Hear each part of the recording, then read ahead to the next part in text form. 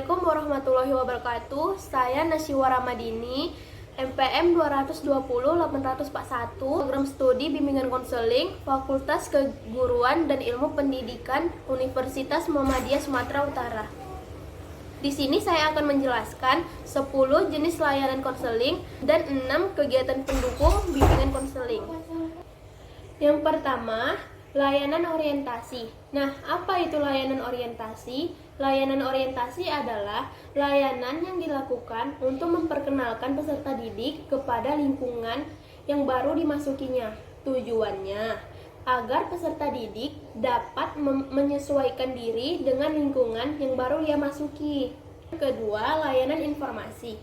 Nah, layanan informasi adalah layanan yang memungkinkan peserta didik dapat menerima dan memahami berbagai informasi, mau itu informasi pendidikan dan informasi jabatan. Tujuannya agar dapat menggunakan sebagai bahan pertimbangan dan pengambilan keputusan untuk kepentingan peserta didik. Yang ketiga, layanan pembelajaran.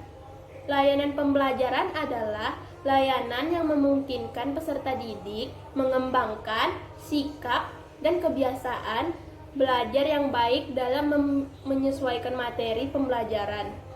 Yang keempat, layanan penempatan dan penyaluran. Layanan penempatan dan penyaluran adalah layanan peserta didik dapat mengembangkan bakat di kelas maupun di luar kelas atau kelompok. Kelima, layanan penguasaan konten. Nah, layanan penguasaan konten adalah layanan yang membantu peserta didik untuk menguasai kemampuan atau kompetensi tertentu. Yang keenam, layanan konseling perorangan. Layanan konseling perorangan adalah layanan yang memungkinkan peserta didik mendapatkan layanan langsung tatap muka secara perorangan dengan konselor untuk membahas dan mengentaskan permasalahan. Yang ketujuh, layanan bimbingan kelompok.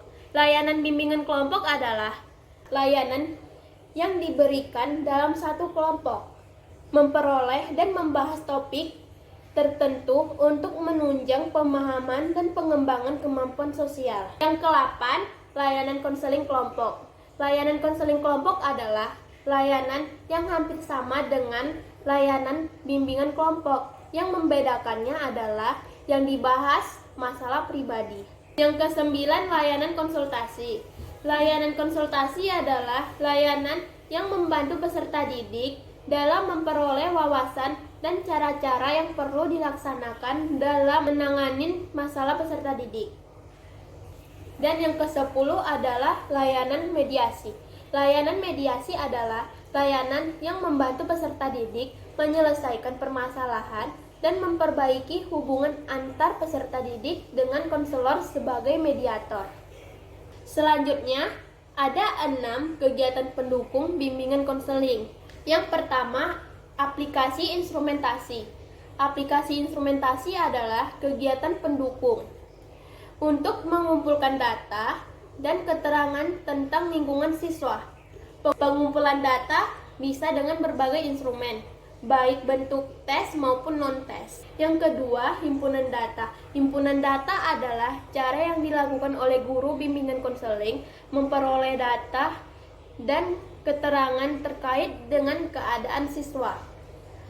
Dan ada 3 tahapan penyelenggaraan himpunan data, yaitu pertama, himpunan data, yang kedua, pengembangan data, yang ketiga, penggunaan data. Yang ketiga, kunjungan rumah. Kunjungan rumah merupakan kegiatan pendukung BK untuk memperoleh data, keterangan, serta kemudahan bagi keterentasan masalah siswa melalui kunjungan ke rumah siswa.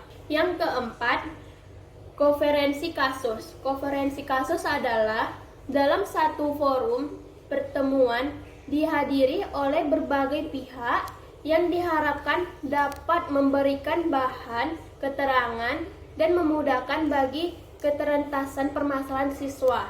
Pertemuan dalam Konferensi kasus bersifat terbatas dan tertutup. Yang kelima, alih tangan kasus. Alih tangan kasus ialah kegiatan pendukung untuk mendapatkan penanganan yang lebih cepat dan tuntas masalah yang dihadapi siswa dengan memindahkan penanganan kasus dari satu pihak ke pihak lainnya. Yang keenam, tampilan keperpustakaan. Tampilan keperpustakaan ialah kondisi yang sangat memungkinkan klien memperkuat dengan atau tanpa bantuan konselor, terlebih pada tahap pasca konseling, individu yang bersangkutan dapat terus-menerus mengembangkan diri melalui pemanfaatan tampilan keperpustakaan.